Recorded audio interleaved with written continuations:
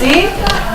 Tenemos que, para trabajar el tema de termorregulación, pensar dos o tres cosas que tenemos que tener en claro.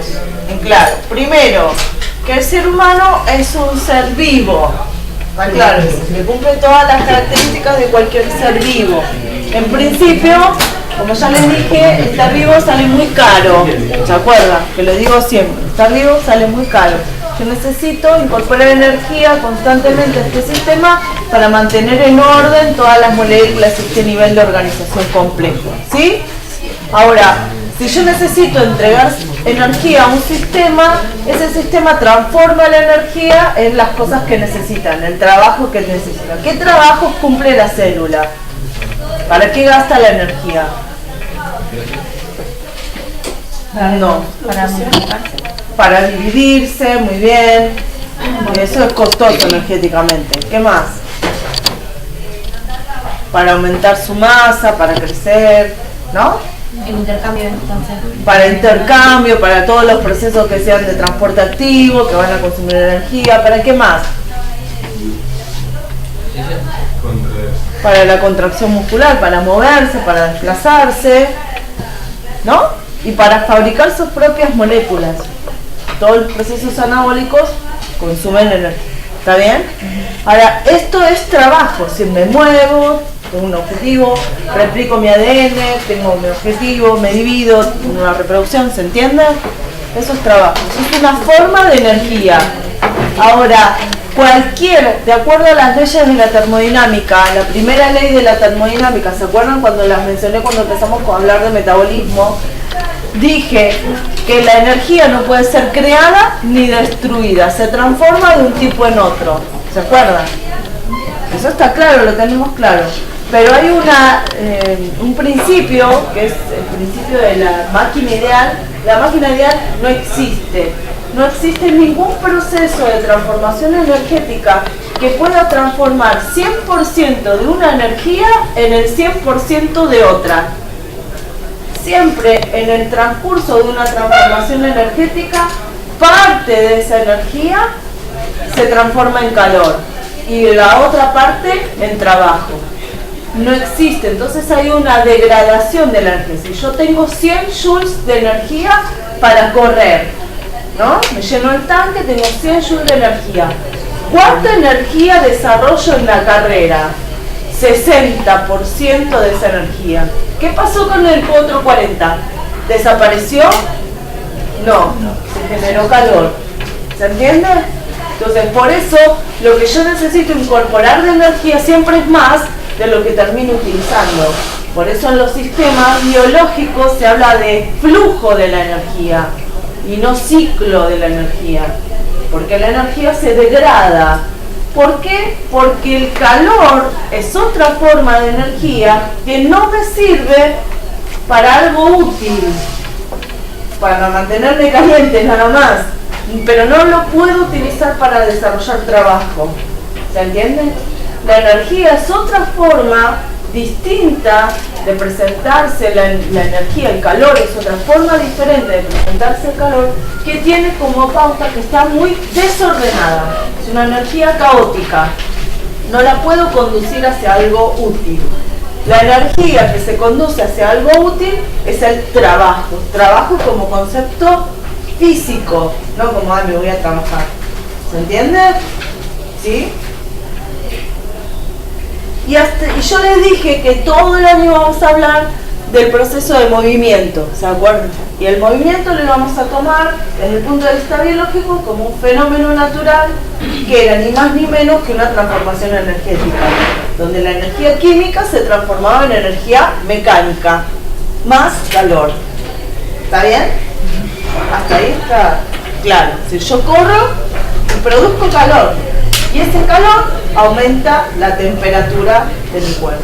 Y el otro concepto que tenemos que entender, que el hombre como un mamífero tiene una cualidad que es la de ser homeotermo.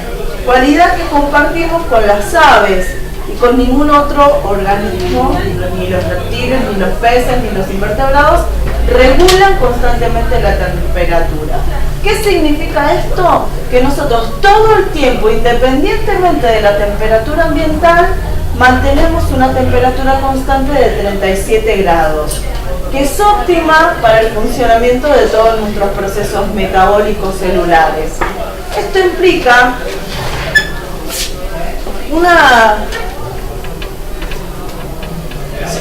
es como contradictorio, ¿no? Porque tenemos una temperatura estable, ¿no? Siempre 37, pero eso implica que estamos en constante movimiento, o sea, en constante lucha por mantener esa temperatura 37. Es decir, yo no es que estoy en 37, no, estoy en 37, cuando me voy para acá tengo que correr para acá, cuando me voy para acá es como estar en una cinta de correr.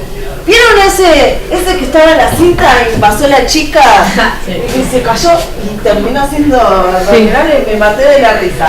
Pero es algo así, yo estoy en la cinta, si me distraigo, me caigo, no me puedo quedar quieto, yo tengo que estar en 37, para estar en 37 tengo que estar siempre en movimiento.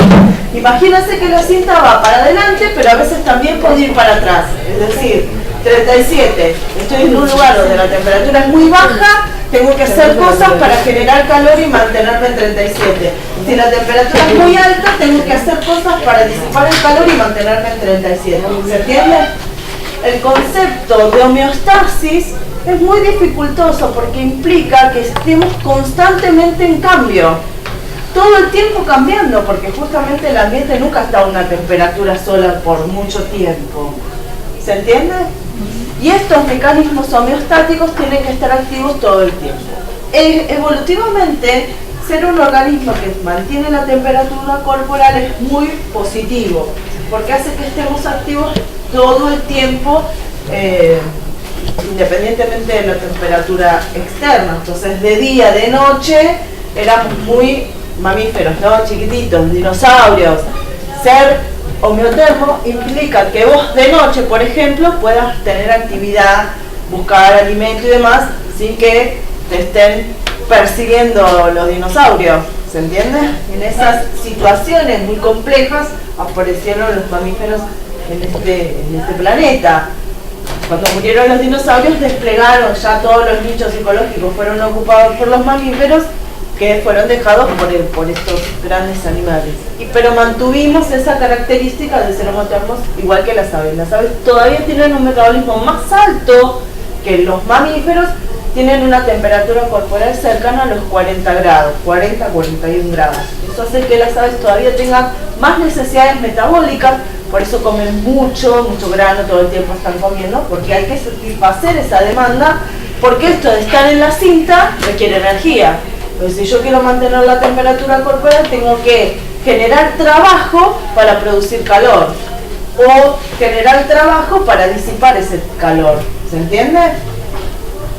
¿Me siguen? Bien. Yo estoy hablando de la temperatura y me centré en cambios que se producían en el ambiente. Dije, bueno, puede haber un día de más calor, un día de más frío, ¿no? Pero también los cambios de temperatura pueden producirse por generación de calor en mis propios procesos metabólicos, porque como dije hace un rato, por ejemplo, la generación de movimiento es una transformación química que produce calor. Entonces, si yo me voy de rosca y estoy corriendo hace mucho, ese calor que produce en esa transformación, está bien, me produce movimiento, que es el trabajo, pero también me produce calor. Y no puedo desestimar que ese calor empiece a aumentar mi temperatura corporal y entonces yo esté teniendo este problema homeostático para regular. Ese es el que nosotros queremos, ¿no?, analizar, porque no estamos acá analizando cambios ambientales. Aunque ustedes saben que no es lo mismo correr un día de frío que un día templado que un día de mucho calor. Es muy probable que sea, si yo corro un día de 2 grados, puedo correr, ¿no? Si mi temperatura corporal es 37, me voy a 2 grados, son 35 grados de diferencia. Ahora, no puedo correr a 60 grados. No puedo vivir a 60 grados, ¿se entiende? No me puedo ir para arriba la misma variación de temperatura. Si yo ya corro a 40 grados, un día de 40 grados, ¿se puede correr? ¿Qué se recomienda? Salí a correr un día de 40 grados, el entrenador dice, sí, hoy hace 40 grados, sí, dale, vamos a correr. No es recomendable. Ya cuando la temperatura pasa a los 40 grados, la prescripción médica es disminuya la cantidad de exposición al sol y no corre, no salga por el sol. ¿Aumenta la presión? Disminuye la presión cuando hace mucho calor. Bien, ahora después vamos a ver cuáles son los mecanismos. ¿Se entiende? Entonces yo me voy de 37, ya 40 son 3 grados. Es decir, 3 grados para arriba yo no lo tolero. O sea, no es recomendable, lo tolero, pero puedo correr así. Fisiológicamente mi cuerpo siempre va a estar, no sé, estoy en el desierto, catástrofe, bueno, voy a resistir, pero mi cuerpo va a estar expuesto a algo que puede generarme daños. Pero nosotros siempre nos vamos a mantener en lo saludable. Mi poder puede, sí, pero ¿a qué costo? Como de Brandy, que se me va así ya y que me corre esas maratones, sí, se me terminó internado, ¿me entiendes? ¿Puede hacerlo? Sí, puede hacerlo. Ten cuidado porque tiene sus consecuencias. Bien, hay otras cuestiones que pueden generar calor. Fácil, ¿no? El estrés, cuando yo tengo mi sistema autónomo activo, el disparo adrenérgico por una alerta y demás, yo siento como que se me dilatan las pupilas y los músculos empiezan a trabajar y eso genera calor, porque gasto energía mucho para salvarme, es una situación de estrés. Obviamente la fiebre, que es una consecuencia fisiológica a la infección o a la respuesta infecciosa de un agente patógeno que intenta aumentar mi temperatura corporal como una estrategia para mitigar la acción metabólica de esa infección. Si en el cuerpo levanta fiebre para hacer que la bacteria no tenga un ambiente adecuado para seguir propagándose. Entonces cuando yo le bajo sistemáticamente la fiebre y no atiendo a la infección, estoy haciendo que la esté pasando mejor la bacteria. Obviamente en un niño el estado febril causa un deterioro en el sistema nervioso y puede producirse convulsiones febriles. Por eso uno, cuando un nene tiene fiebre repetidas veces, intenta bajar esa fiebre para evitar la convulsión, ¿sí? Pero siempre hay que atender no solo al síntoma, sino a la causa. Entonces yo le bajo la fiebre, ahí sí me quedo tranquilo. No, tenés que chequear de dónde está apareciendo el foco infeccioso, si es viral, si es bacteriano, y tratar de atenderlo, porque si no, solo le estás bajando la fiebre y no estás haciendo nada más. ¿No vieron la chica hasta que se murió en Bariloche? Sí, pero no sé qué le pasó. No saben, es muy probable que haya tenido un virus, lo que yo supongo, no sé todavía porque no lo dijeron, que debe haber tenido una infección viral, mal atendida, y hay algunos virus y hay algunas bacterias, seguramente lo dirán, que atacan el corazón. Pueden producir un síndrome cardíaco fatal, como es este caso. No es común, pero puede pasar. ¿Saben a quién le pasó? No sé, si ustedes son muy jóvenes. Hay una rockera que se llamaba Pumar, que era parte de Viudas y Hijas del Rock and Roll. Una mujer, era muy conocida, tocaba con Charly García y demás. Había estado tocando en Ushuaia y se enfermó, tenía como una gripe. Cuando viene estaba muy mal, se sentía muy mal, va a la clínica, viste, la típica, médico que no saben nada, rockera, pensó que estaba, viste, y la mina era re sana, era vegetariana, viste, esa cosa rara de nunca un porro, nada, era re sana, y la mina estaba, me decía, no, andate a la casa, viste, la típica, un ibuprofeno, te vas a la casa. Y yo decía, yo me siento re mal, vuelven a como 3 veces fue a la guardia. La última vez que fue al agua, que no le decían nada, volvete a la casa, se murió en el estacionamiento del hospital donde la atendían. Salió y tuvo un paro cardíaco y se murió. Cuando le hicieron la autopsia salió que tenía una infección bacteriana que le atacó el corazón y que produjo la muerte, porque no había sido detectado por los médicos ni había sido tratado. Calculo yo que debe ser pienso, ¿no? Así yo que viste uno siempre es director técnico del fútbol y demás, mirando la televisión, es tan impactante saber que alguien tan joven muera, y a veces realmente estos procesos infecciosos no son tenidos en cuenta. Como levantan fiebre, le bajan la fiebre y te sentís bien, y entonces seguí, imagínate, estás en Bariloche, le debe haber dado rosca, pobrecita, toda la semana lo más que pudo, y evidentemente era más grave de lo que era. Así que, ¿cómo se detecta eso? ¿Un análisis de sangre? y hay que seguir el proceso infeccioso, primero descartar que es viral o que es bacteriano, pero a medida que vos pasa el tiempo, la infección prosigue, y cuando llega a la sangre, pasa, por ejemplo, vos tenés una infección, no sé, una laringitis, una faringitis, lo tenés mantenido en un sistema, cuando pasa la sangre, la bacteria llega a todos lados, y obviamente llega al corazón. Pasa por sangre, puede llegar al cerebro, al corazón, a los riñones, y entonces ahí ya cuando hay una septicemia, cuando hay un foco infeccioso que se está dispersando, bueno, los órganos empiezan a ser afectados. Y hay algunas, hay que ver cuál es el patógeno, ¿no? Hay alguna bacteria que tiene predilección por las válvulas cardíacas. Las válvulas cardíacas son como ligamentos, ¿viste? Y se los comen, los destrozan. Y a veces hay que hacer un cambio de válvula y se supera. No es común, tenés que tener una predisposición, un sistema inmune y demás, pero claro, en un ambiente que no sea el tuyo, sin dormir bien, sin alimentarte correctamente, son todas condiciones donde tu sistema es nervioso, ansioso, donde tu sistema inmune quizás está un poco disminuido.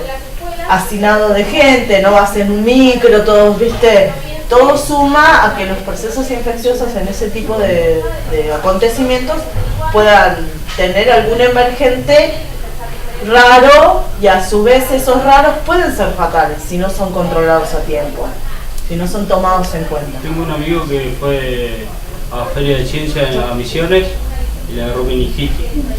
También, porque no sé si había andado con fiebre la semana anterior y le agarró meningitis. ¿Y se murió o no? No. No, bueno, pues la meningitis es fatal si no se la atiende a tiempo. Lo que tiene la meningitis es que los síntomas de la meningitis en un principio son muy parecidos a los de una gripe. Entonces muchos médicos no la detectan a tiempo. Cuando la detectas ya es tarde, ya el proceso inflamatorio ya afecta al cerebro. Y a veces pasa que... Igual la chica fue repentino, me parece. ¿Ah? Fue repentino, no se sentía mal. Sí, hoy estaban diciendo que había estado toda la semana mal, con gripe, así, con estado gripal, y ahora están viendo si no puede ser.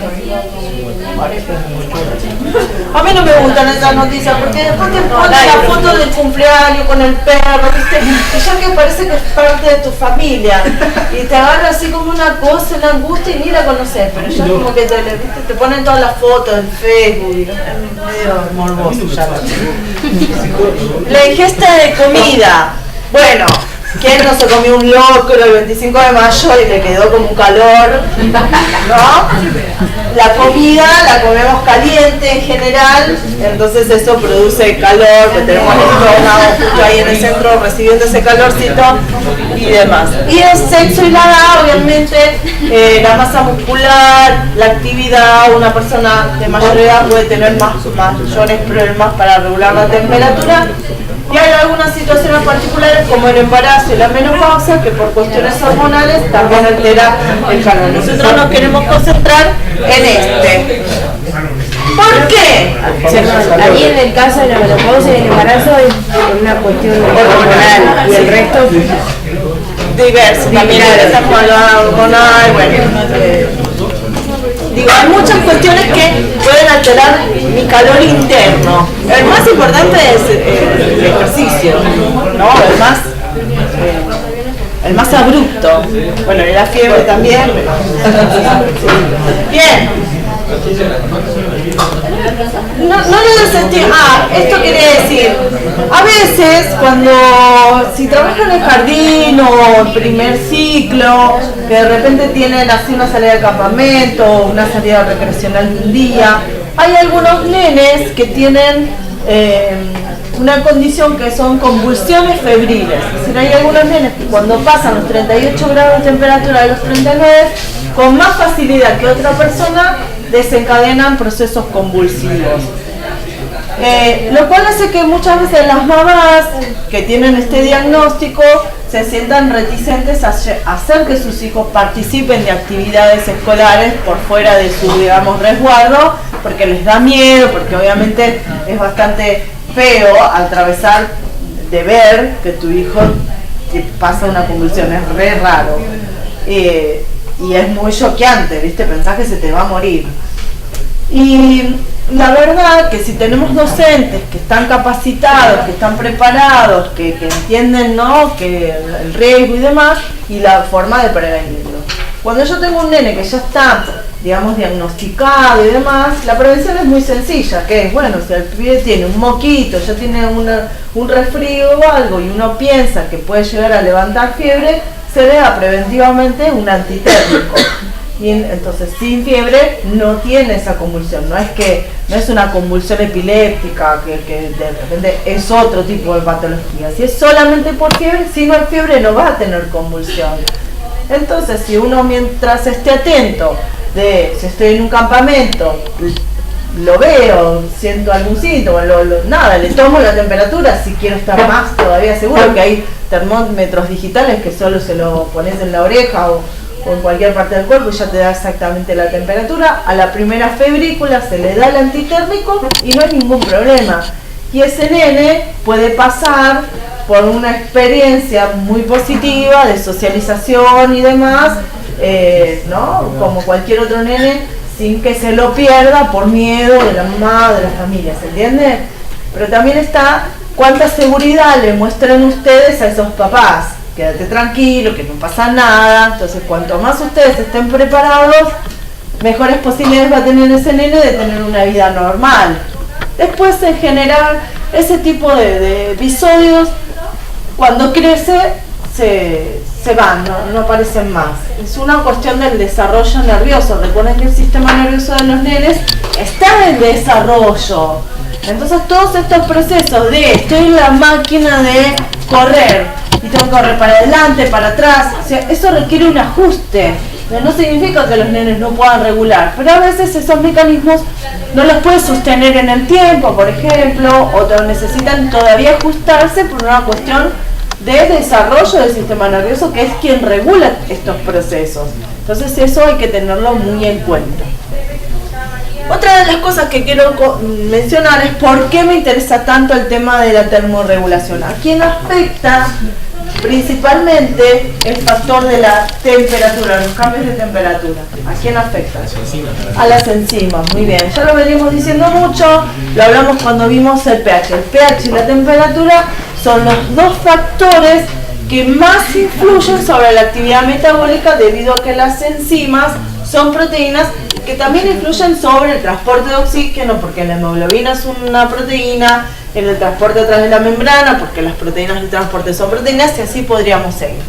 Si yo hiciera la curva de actividad de el pH de una proteína, si mido la actividad de una proteína, y acá está el pH sanguíneo, este es el 100% de actividad o la máxima actividad de una proteína, yo vería que a este pH, que es el pH sanguíneo más o menos, la actividad de la proteína es máxima. Y la curva más o menos va así. ¿Qué interpretan de eso? Ese cambio de pH la enzima no trabaja. No trabaja para un lado o para el otro. O sea, es como que estoy muy acotado. Si yo me paso 6,8, ¿hay actividad? 7,4, 7,45. ¿Hay actividad? Es muy acotado el rango. Por ejemplo, puede ser distinto para distintas enzimas. Por ejemplo, la pepsina, yo tendría que estar acá. Acá es óptima. Si está en la sangre, la pepsina no actúa. Tiene que estar en un medio que sea muy ácido. ¿Cuál era la pepsina? Era la enzima que degrada proteínas en el estómago. Es la única, muy rara enzima que tiene un pH óptimo de 2, 3, muy ácido. ¿Se entiende? Bien. Ahora, ¿qué pasa con la temperatura? Analicemos la temperatura. Acá yo tengo a 37 grados, que es la temperatura corporal, la actividad es máxima. ¿Lo ven? Exageré un poco la curva, pero sí vemos que si yo disminuyo la temperatura, más o menos la curva sigue estando un poco activa. ¿Lo ven? Pero cuando me paso para el otro lado, decae rápidamente. Las enzimas son más sensibles a la temperatura alta que a la baja. A la baja lo que les pasa es que, como cualquier molécula que disminuye el calor, se va quedando como quieta. ¿Cómo era eso? Es como, imagínense el pogo del Indio Solari, que de repente, viste, viene una ventolina fría y como que no te dan ganas tanto de estar saltando. Quedó sin voz Claro, viste, te vamos así como quedándonos quietos. Entonces la actividad se enlentece, pero en proporción a la disminución de la temperatura. Pero el problema es cuando aumenta la temperatura. Cuando aumenta la temperatura y estamos todos, se desnaturaliza la proteína, se coagula, como le pasa a la clara del huevo. A mayor temperatura la proteína se coagula y eso hace que no pueda funcionar con mucha más rapidez que en la disminución de la temperatura. Entonces, si yo tengo, por ejemplo, me caigo en el mar, viste, ártico, así me zambullo de repente, estoy afuera menos 20 grados, el agua está a 0 grados, no puede estar más fría que el ambiente, es decir, en realidad sentiría calorcito, pero bueno, mi cuerpo está a 37 igual.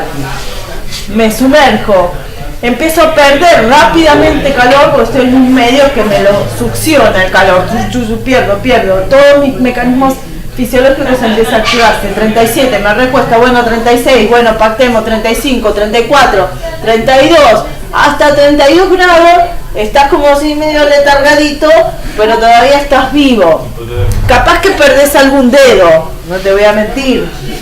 Porque parte de los procesos fisiológicos va a ser, bueno, dedo no importante, cerebro importante. Entonces la sangre caliente va a mantenerse dentro del núcleo central de nuestro cuerpo para mantener caliente al corazón y al cerebro. Y los dedos, bueno, te caminarás así, pero seguirás vivo.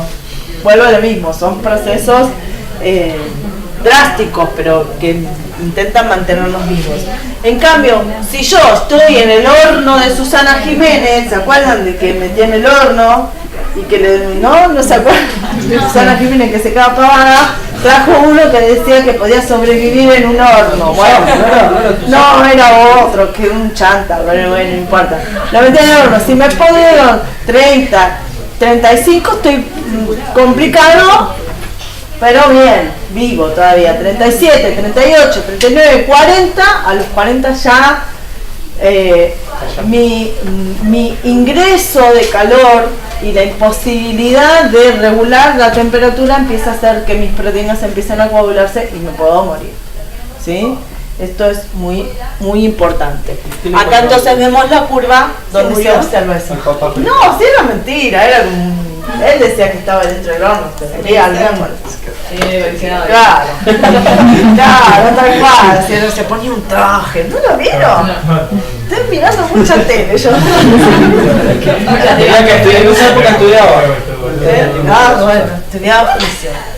Bien, ya diferenciamos calor de temperatura. El calor es una forma de energía que se transfiere de tres maneras: por radiación, por conducción y por convección.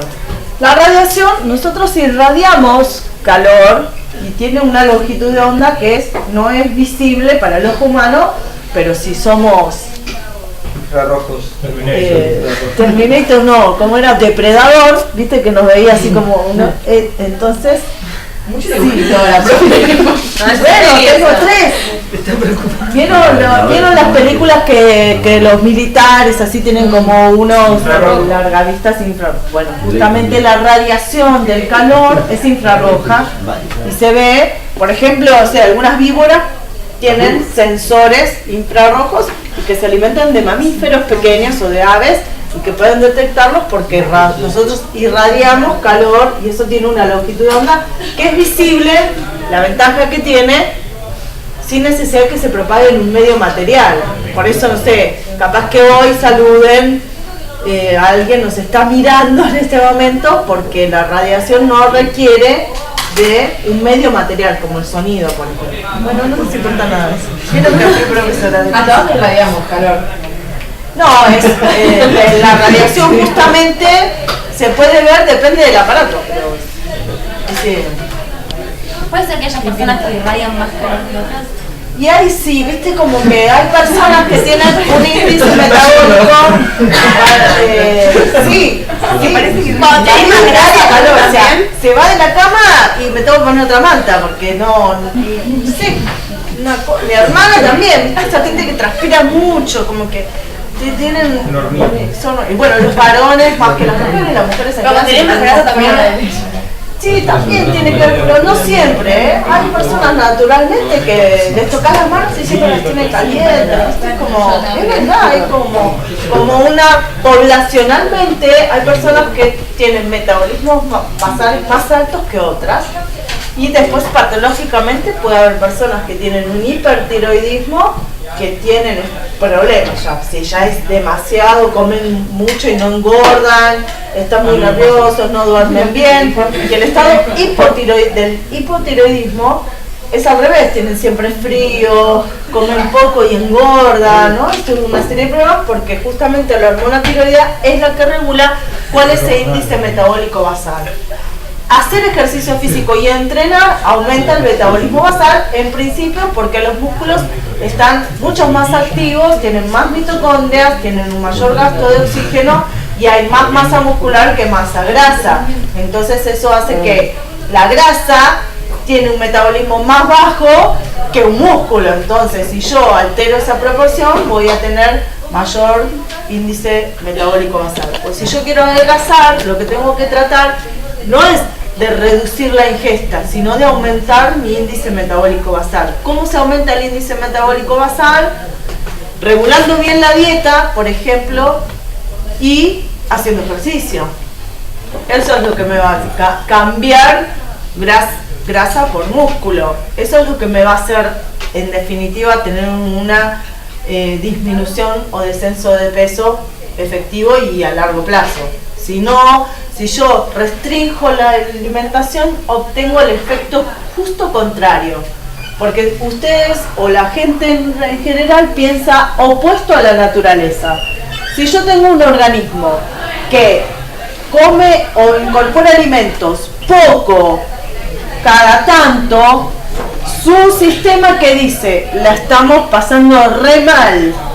Entonces, no dice, gastemos las reservas, dice, lo poquito que comamos lo guardamos. Entonces, en general, esa persona no puede sostener esa restricción en la dieta, porque abrís la heladera y hay, no es que no hay.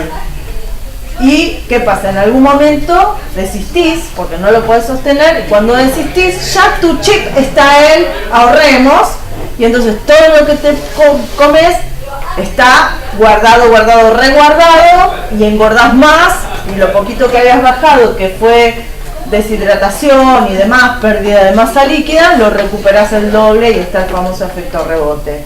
Porque no atendemos a que nuestro sistema tiene otro tipo de razonamiento. Ahora, vos querés adelgazar, no tengas ayunos, no tengas periodos largos de inanición, para que el cuerpo diga, estamos bien.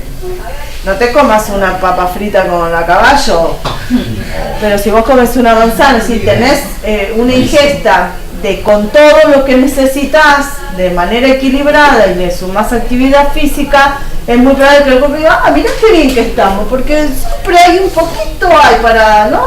Entonces esto es que estamos bien. Entonces pongamos el chip gastemos, porque hay un montón. Entonces si pongo el chip gastemos, entonces todo eso que como lo voy a consumir, y si aumento y intento hacer un entrenamiento que tenga por finalidad aumentar el índice metabólico basal y cambiar grasa por músculo, entonces voy a tener en definitiva un aumento. Ahora, lo que no es mágico. Si lo hago progresivamente, de forma continua y de forma constante, cambiando hábitos, seguramente voy a tener un descenso de peso progresivo, eficiente y del cual no voy a volver más, sin ese efecto rebote. Lo que pasa es que mucha gente no quiere esperar a eso, porque ¿qué pasa? Es muy probable que en los primeros periodos vos no veas un descenso de peso total, porque estás cambiando músculo por grasa y el músculo pesa más que la grasa. Entonces capaz que la persona se pone en la balanza y dice, pero no bajé ni un gramo. No, porque no estás ni deshidratado ni nada, estás bien.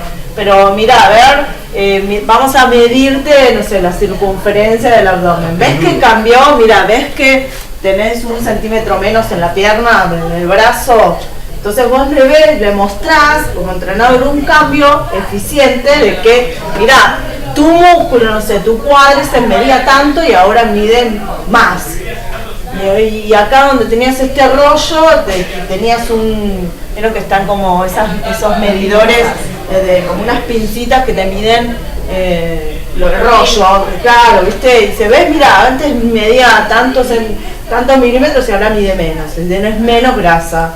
Entonces la persona puede, a partir de que vos le logres mostrar un resultado, antes corrías tanto y te cansabas, ahora corres un montón más, ¿verdad? Todos los cambios, si solo querés mirar la balanza, ¿se entiende lo que digo? Entonces así vos también colaboras con que esa persona sienta motivación para seguir, ¿no?, apostando a ese entrenamiento que es mucho más eficiente que la dieta de la luna, que lo único que logró fue deshidratarme y cuyo efecto de rebote después me va a hacer que me quiera suicidar comiendo un bizcochito de grasa. Bien, la conducción y la convección son los otros procesos. Obviamente nosotros tenemos un órgano que es el más grande de todos, que es la piel. Y la piel está en contacto con el ambiente. Y la piel, en un organismo terrestre como el nuestro, tiene como responsabilidad el conectarnos y protegernos de un ambiente cambiante. De protegernos en cuanto a la temperatura que entra y que sale, y por ejemplo evitar la deshidratación. Entonces tiene que ser fina, pero no tanto, tiene que ser aislante, pero no mucho y demás. Entonces, ¿cómo resuelve esto en los mamíferos? Tenemos pelo. Todos los mamíferos tienen pelo, nosotros tenemos pelo. No los vemos capaz, pero todos tenemos pelo. El hombre, culturalmente, ha perdido bastante pelo porque nos vestimos. Pero si en un chimpancé, ¿sí?, todo perro, un gato, todo su cuerpo cubierto de pelos. El pelo es una adquisición evolutiva maravillosa. Los mamíferos que regulan la temperatura tienen pelos, las aves que regulan la temperatura tienen plumas, y llevan los dos básicamente para lo mismo, que es generar un colchón aislante para hacer que estos cambios ambientales no nos afecten tanto. Y son muy importantes. El pelo, a su vez, tiene en la base, en el interior de la dermis, asociadas dos tipos de glándulas: las glándulas sudoríparas y las glándulas sebáceas. Y algunos incluso un músculo, el músculo erector del pelo, que lo que hace es que baje o se eleve de acuerdo a las necesidades ambientales. Y se elevan cuando hace frío, por ejemplo. ¿Para qué? Para aumentar el colchón de aire que hay entre el ambiente y mi piel. Por eso, ¿no?, eso hace que nos aislemos más y no perdamos tanto. Ahora, si yo quiero, hace mucho calor y quiero perder, entonces descienden para que el colchón de aire sea menor y entonces pueda disipar rápidamente. ¿Cómo?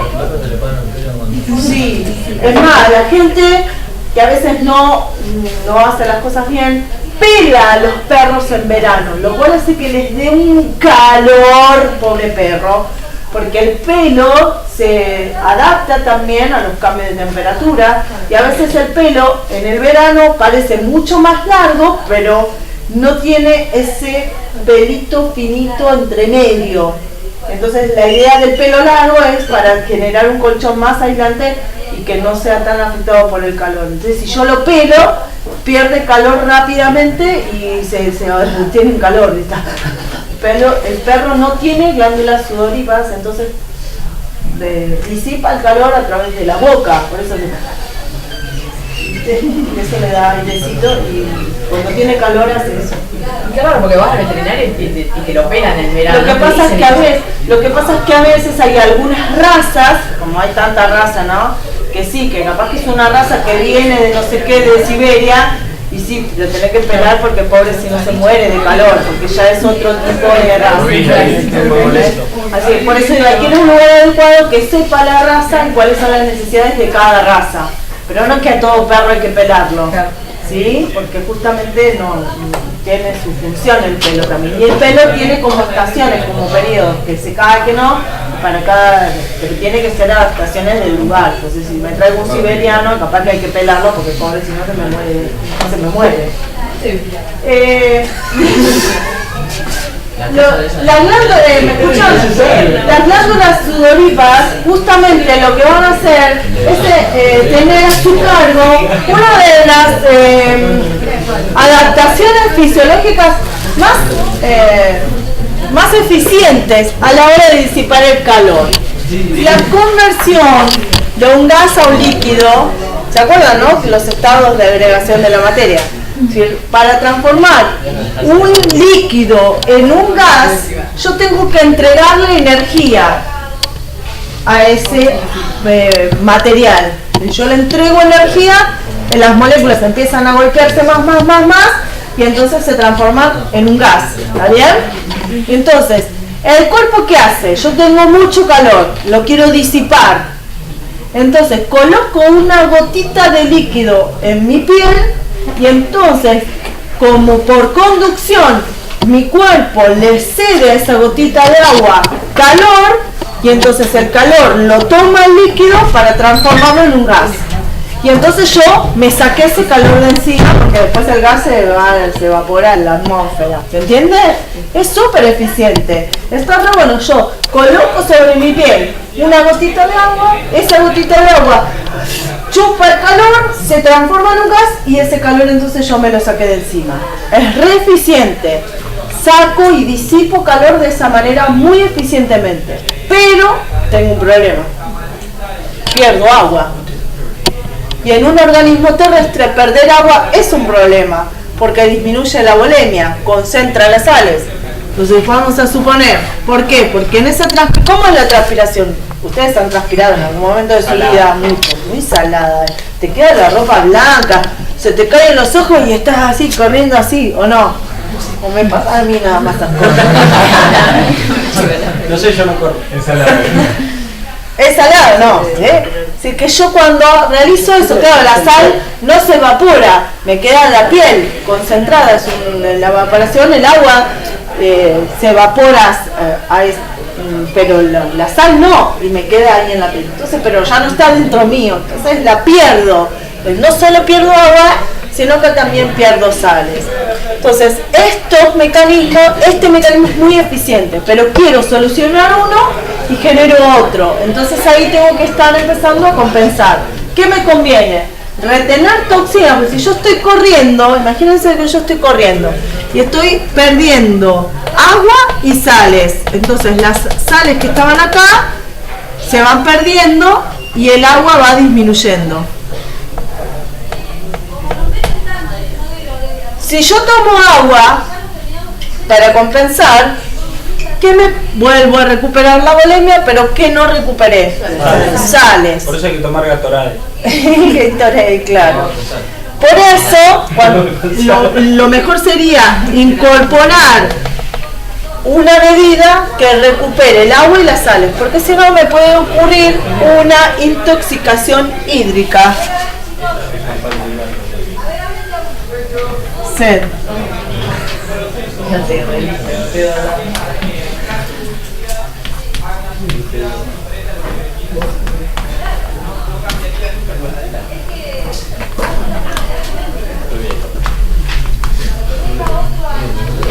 ¿Qué pasaría si yo solo incorporo agua? Vamos a suponer que yo acá tengo una célula y yo solo incorporo agua y me queda muy diluido el ambiente externo a la célula. ¿Qué va a pasar con esa célula? Se hincha, se acuerdan por hongos y se hincha. Hace unos años, en esta cosa que yo miro mucha televisión y los noticieros suelen dar noticias trágicas, como si fuera, viste, ¡ah, qué tonta! Tomó agua y, viste, y pobre chica se murió hace unos años, una chica adolescente, en esta cosa que tiene esta sociedad, ¿no? Marcada con muchas tendencias en cuanto a la belleza, a las dietas y demás.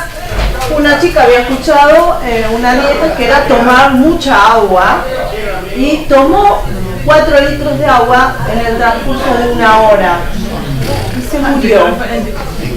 Sí, y se murió por intoxicación hídrica. Y uno dice, ¿cómo me puedo morir por tomar agua si no hay nada más sano que el agua? Bueno, justamente porque ella generó un proceso de este tipo en donde el agua empezó a ingresar por estar tan diluida, sin darle tiempo al riñón para deshacerse del exceso de agua en ese corto lapso de tiempo, y se murió, entró en colapso y se murió por una intoxicación hídrica.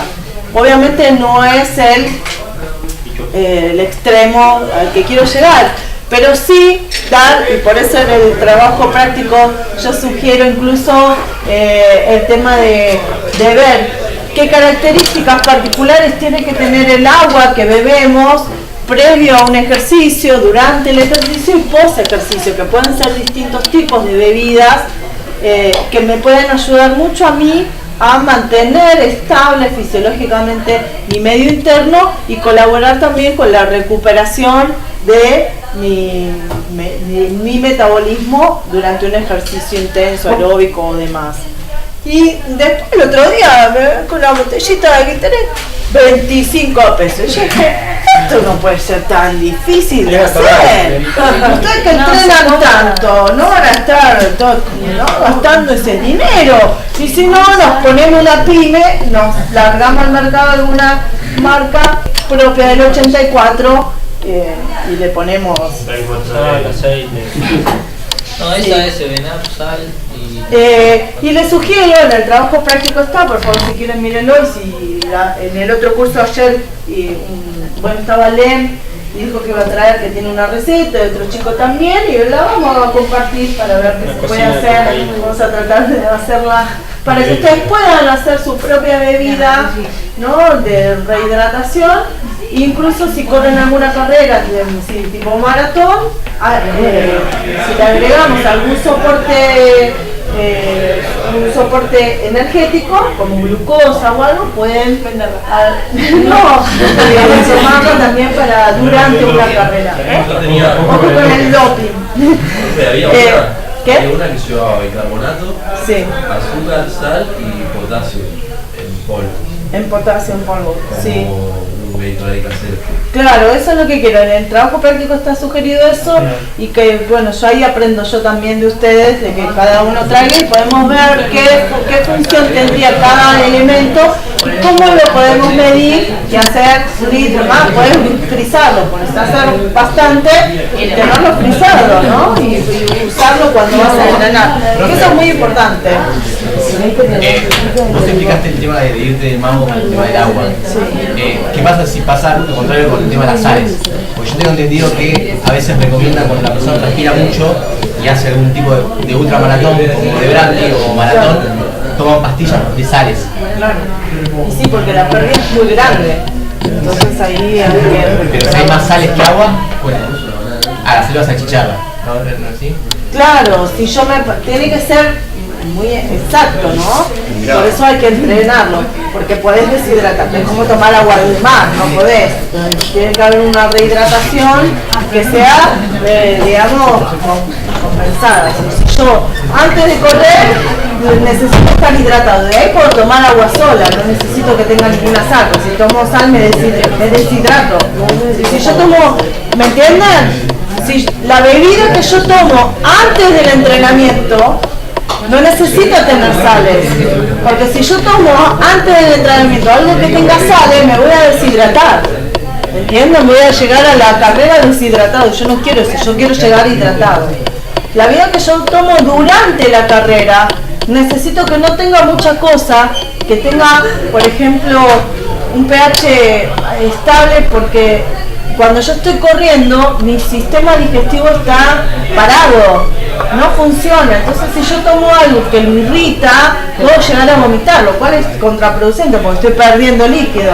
Si tengo que llegar hidratado y no tomar 5 minutos antes de la carrera, pues si tomo 5 minutos también no lo logro digerir. Entonces, 1 hora antes de la carrera ya empezar a ir tomando líquido para que mi estómago lo pueda tolerar, ¿se entiende? Y a poquito, porque si yo le mando 1 litro directo y el estómago está como distendido y mi adrenalina lo está inhibiendo el proceso digestivo, entonces tengo que tener en cuenta eso, por eso tiene que ser como un hábito.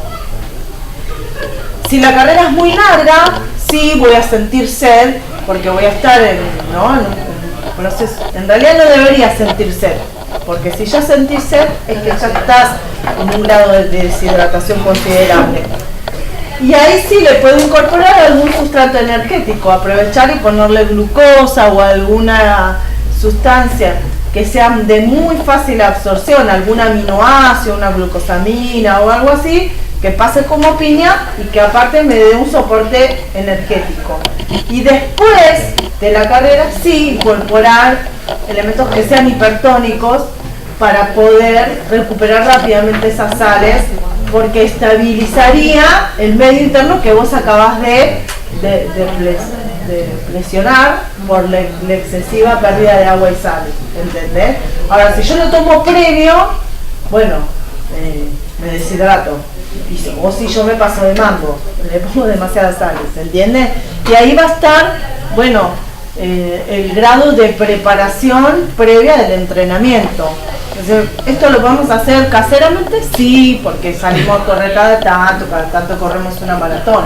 Si yo ya estoy entrenando a alguien, voy a necesitar un nutricionista que me colabore con eso, que es el que va a estar más atento a las cantidades, a las preparaciones exactas, a medir después la respuesta de la persona e ir ajustando, porque cada persona es distinta.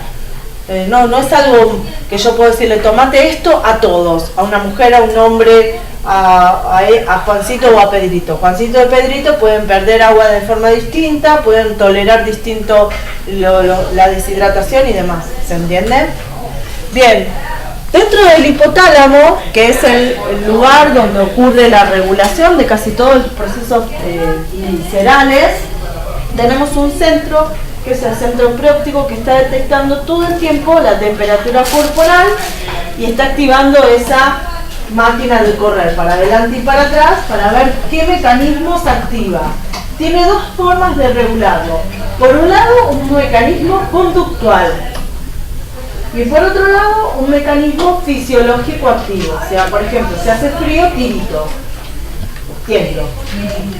Si hay un centro para producir calor, que cuando la temperatura ambiente disminuye mucho, produce que yo, de forma involuntaria, tiemble, ¿no? Es una forma de responder fisiológicamente a la pérdida de calor por el descenso de la temperatura ambiental.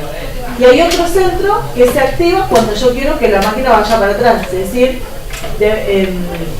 yo estoy generando mucho calor por el ejercicio, por ejemplo, y quiero disiparlo. Entonces lo que activa es, a través del mecanismo autónomo, la sudoración a través de las glándulas sudoríparas, que tienen un componente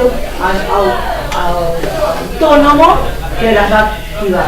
Como también es autónomo que se te ponen los pelos, ¿no? de piel de gallina. Cuando hace frío tenemos piel de gallina. Fíjense que son los mismos mecanismos que se activan por otros procesos que no tienen que ver con el calor. Cuando estamos nerviosos, transpiramos, porque es el mismo mecanismo autónomo, el estrés del autónomo, ¿se entiende? La adrenalina y demás. Y por ejemplo, también cuando tenemos miedo, se nos paran los pelos. Tenemos los pelos de punta, de miedo, ¿o no? Eso también es un mecanismo, ¿sí? Cuando les ha pasado tener miedo a un profesor, al final de eso también, que tenés esa sensación de... No, yo transpiro, me parece que me van a poner como transpirar, puede ser esa situación de adrenalina, te activa el mismo centro. ¿Y las glándulas sebáceas qué hacen? No, el sebo es una protección como una especie de cera, de grasa, en realidad no es una grasa, es una cera que si yo me pongo una gota de agua acá, se resbala. porque es un lípido, es para favorecer la no deshidratación, que no haya pérdida de agua. Eso es la función. Claro, entonces es como una capa aislante que se va acumulando, ¿no? Cada pelo tiene su glándula sebácea y el glándula sebácea, por ejemplo, en el pelo de la cabeza tenemos un montón, por eso si no nos lavamos la cabeza somos como el gigoló.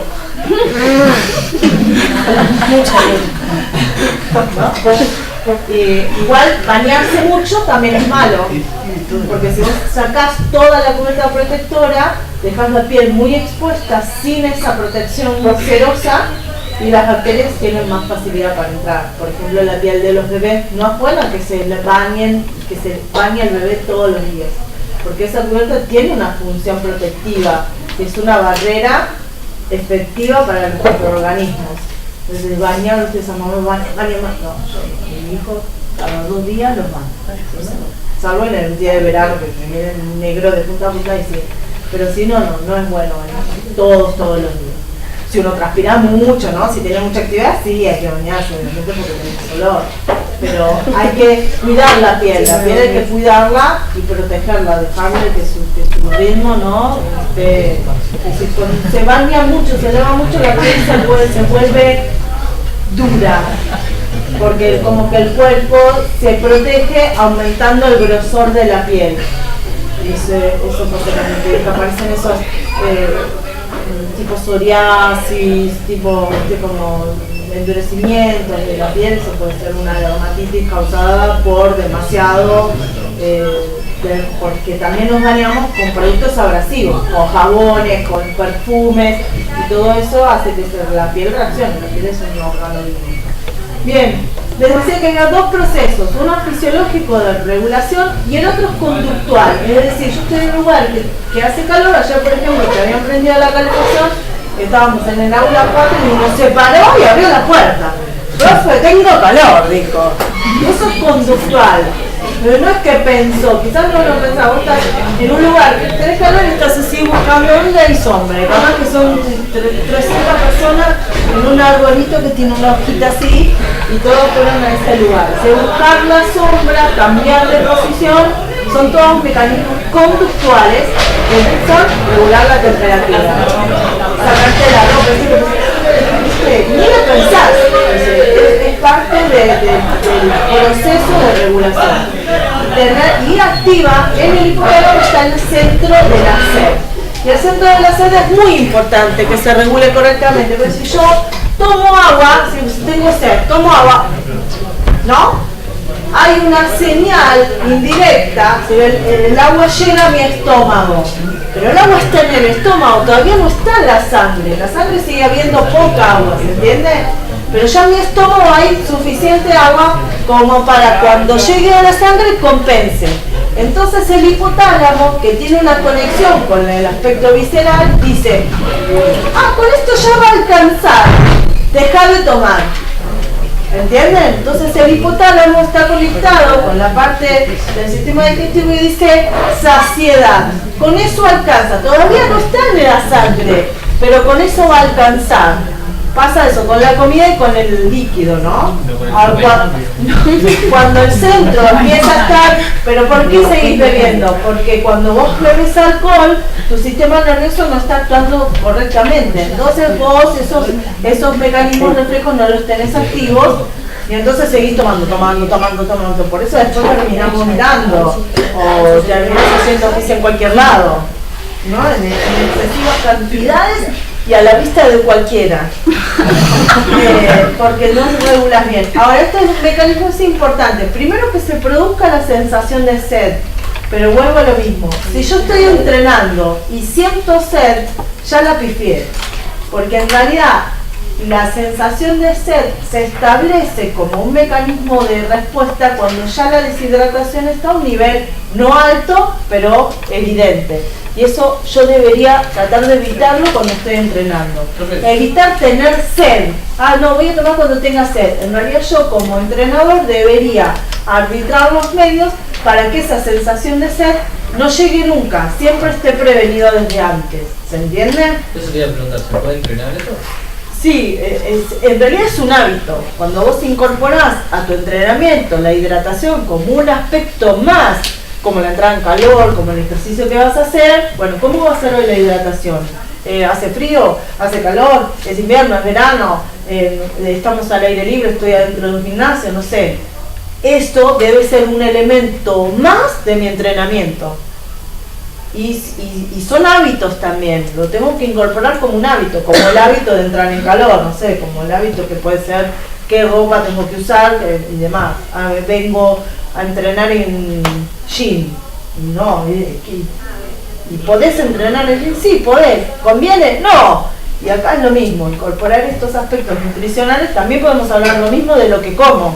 ¿Qué comiste antes de venir? ¿Te comiste un pollo relleno con papa media hora antes de entrenar? Es muy probable que te vaya mal en el entrenamiento. ¿Qué comiste después? Bueno, ¿qué tipo de entrenamiento hice y qué necesito recuperar? ¿Hiciste bajaste mucho los niveles de glucógeno? Bueno, ¿cómo puedo recuperar ese glucógeno? ¿Qué me conviene comer? Hiciste no sé, base más, un esfuerzo mucho más muscular, bueno, debería recuperar un poco de los aminoácidos que perdí, entonces recupero para tener masa muscular. Es tan importante como el ejercicio en sí, y no se lo considera. Ustedes, por ejemplo, no tienen ninguna materia, salvo esta, que no llego a hablar de nutrición, o en relación al entrenamiento. No creo que el entrenador capaz que te dice algo, pero es un profe igual que vos, no te puede dar mucha más información. No importa, vamos a seguir con esto. Quiero ir a un punto importante. Mi sistema nervioso va a ser más eficiente para hacer estas regulaciones, tanto fisiológicas como conductuales, en la medida que mi sistema nervioso esté totalmente desarrollado. ¿Y cuándo se desarrolla totalmente el sistema nervioso? ¿Cuando nace un nene está totalmente desarrollado? No. ¿Al año, a los 2 años, a los 3 años, a los 6 años, a los 12 años? ¿Cuándo está totalmente desarrollado? Y más o menos hacia los 12 años ya estaría en condiciones de poder regular activamente. 12 años estoy hablando. ¿Eso qué significa? Que si yo tengo un nene de 6 años corriendo a las 12 del mediodía el 3 de enero, es muy probable que si yo prolongo esa exposición en el tiempo, ese correr en la máquina de correr en la cinta haga que en algún momento diga me cansé y se caiga. No es que no lo puede compensar, quizás no lo puede compensar tanto tiempo, porque el sistema nervioso se le agota. Entonces lo tenés que decir, pero no me dijiste que tenía sed, porque no tiene sensación de sed, porque el sistema le está colapsando.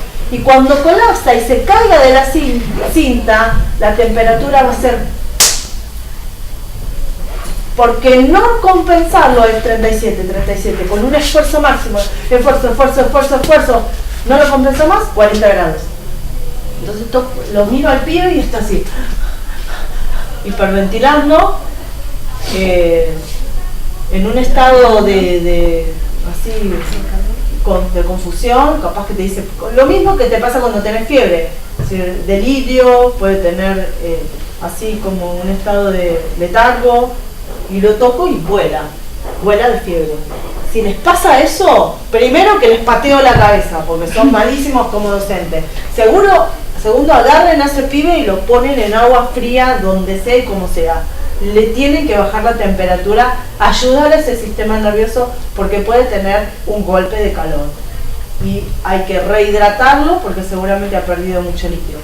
La transpiración para un adulto puede ser muy evidente, es decir, nos caen las gotas, ¿vieron? Pero en un niño la transpiración, como sus glándulas sudoríparas son chiquititas, puede ser esa gotita mínima. Entonces, y se evapora. Eso se llama perspirar. Entonces yo no veo transpiración, no veo que le cae la gota, pero está perdiendo agua igual. Y se está deshidratando igual. Incluso se puede estar deshidratando si está en el agua. Pues si yo voy al mar, por ejemplo, se está deshidratando igual, porque el agua no es que se absorbe por osmosis. ¿Entiendes? Entonces hay que siempre tener mucho cuidado con la hidratación en los niños, porque no tienen los mismos... pero yo estoy bien, decís.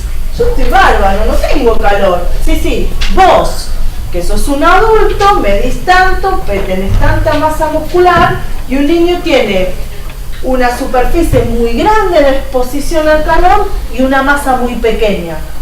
Entonces el nivel y el grado de pérdida de calor o de absorción del calor no es la misma relación que tenés vos como adulto, ni tiene los mismos mecanismos que vos.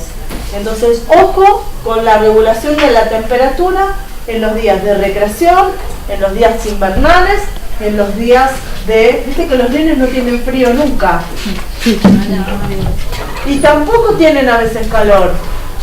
Entonces siguen corriendo. No. Eso tenemos que ayudar nosotros como adultos a regularlo y a prestar mucha atención a la sintomatología. Porque ellos no te lo pueden decir a veces, son muy chiquitos. Si te lo pueden decir, si el chico es capaz de verbalizar, decir, tengo sed, siempre sacien esa necesidad. No, ahora no, porque no es el momento de la merienda. Patada en la cabeza. Si un nene te dice con palabras, tengo sed, vos tenés que siempre responder a esa necesidad. Dale agua. No digas no, porque ahora, viste, vos que siempre en otro momento, no. Respondés a esa necesidad, porque si él fue capaz de verbalizarlo, es que realmente tiene sed. A lo sumo, ¿qué te puede pasar? Ay, sí, te mintió, te está llamando la atención. Bueno, qué grave puede ser eso.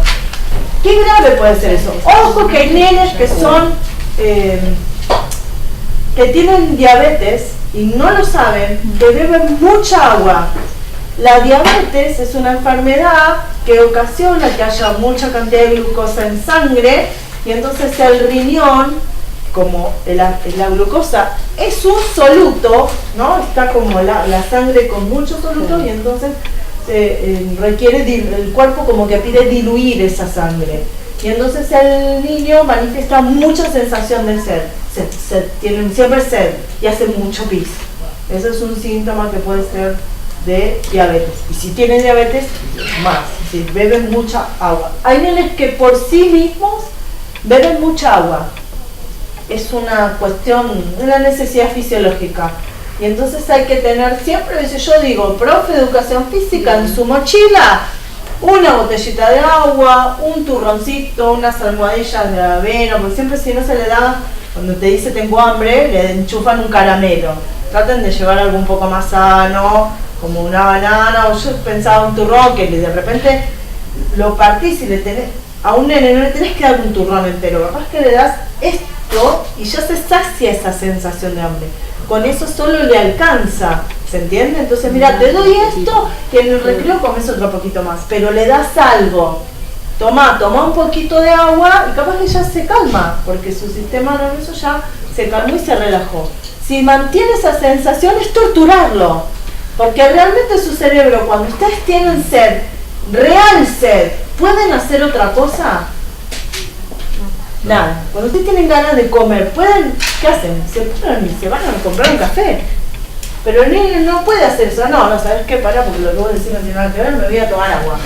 No puede hacer, pero un adulto sí. Yo sí puedo pararme en cualquier reunión y decir, no, ¿saben qué? No, me voy.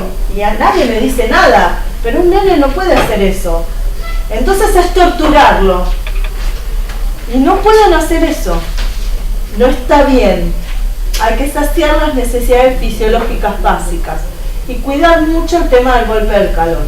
Muchos de ustedes trabajan en verano en piletas, en balnearios y demás, y el tema de la exposición al sol de los niños, sobre todo en la playa, que como corre el vientito pareciera como que no pasa nada, pero esta cosa de la cabeza, el protector solar sin gorro, sin protección de la piel quemada, la piel irritada por el daño del sol, hace que no pueda responder correctamente a los cambios de temperatura, porque está dañada. Entonces la piel tiene que estar bien, sana. No, me pongo como camarón, ¿viste? Para aprovechar el sol, y al ladito el bebé de 6 meses. Yo me quiero matar cuando veo eso. Yo voy a la playa a las 4 de la tarde. Cuando tengo nenes chiquitos, ¿no? Después ya no. Un adulto tiene un cuero, no pasa nada, pero para el nene no es lo mismo. Y hay que tener mucho cuidado con respecto a esas cuestiones. Bien, nos vemos la clase que viene con repaso. Lean, traigan dudas. Vamos a ver si hacemos un simulacro de examen.